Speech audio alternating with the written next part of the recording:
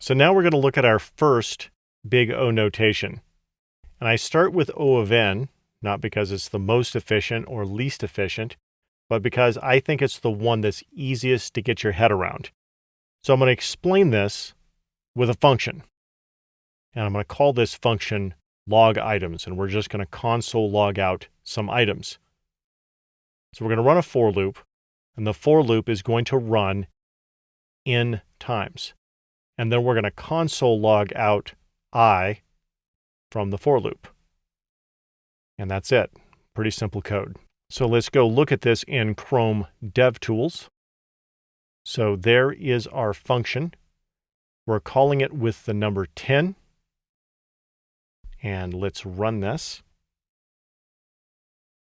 And you can see that we've console logged out 0 through 9. So let's go back over to our other screen. So this is an O of n operation. So to put it another way, we pass the function the number n, and this ran n times. So we passed it a 10, and it ran 10 times. It output 10 things. That's what O of n is.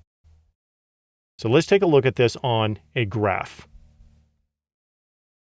O of n is always going to be a straight line. It is proportional.